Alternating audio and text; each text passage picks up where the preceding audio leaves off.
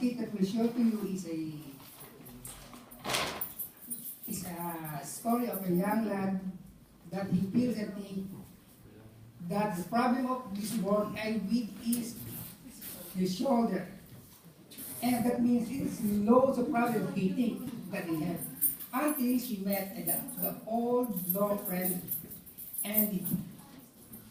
She gave or served the word of God to the young lads. And the story will begins now.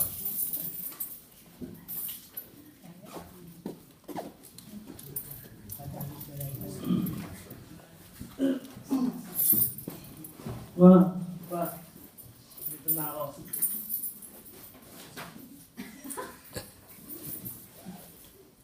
Nakainom ka na naman. Is pambili mo ng mga libro mo ang eskwela mo, pinag-iinom mo. Hindi pa lang. Hoy, kayong dalawa, away kayo ng away. Ikaw naman, Patrick. Ang tanda-tanda mo na, hindi ko ayusin ang buhay mo. Yan naman kayo. Ano ba yan? Lagi ng sermon. Kakainit ng araw eh. Ikaw, ano ba yan? Yung best friend ko, palagi na lang lasing, palagi na lang nagagalit. How am I supposed to speak to him properly? He's always drunk. Yung krong-krong na yun. Ano? Anak, pasensya lang. Di ba sabi sa Bible, the truth will set you free?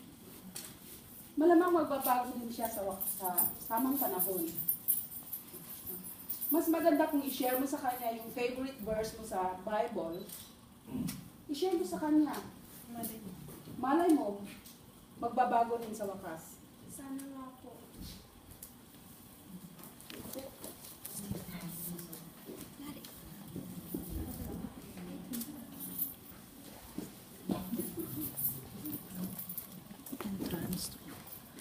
Friend, gusto mo ito?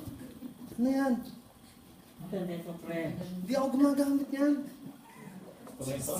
Hindi mo na siya, friend. Talaga? Oo, hindi mo na siya. Regalo ko na sa'yo. Sige nga, masubukan nga. Salamat.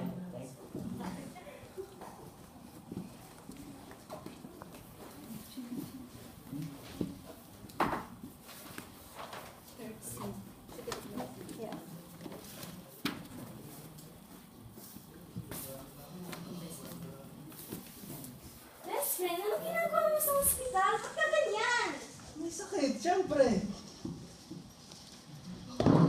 Ba't ka mo kasi nag-take ng drugs? You know it's bad for you. Why did you take it? Sorry po. I want to show you something, and I hope it's going to help you. This is one of my favorite verses from the Bible, and helped me throughout a lot of hard moments in my life.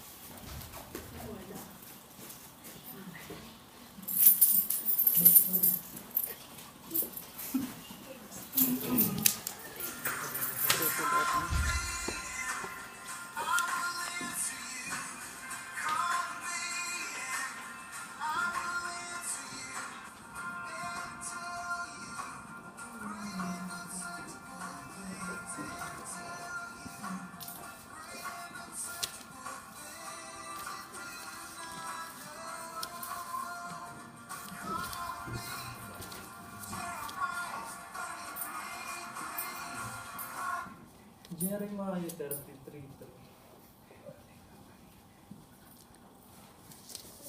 Salamat, best friend. Sinare mo sa akin yung word of God. Thank you. Magbabago na ako. Salamat.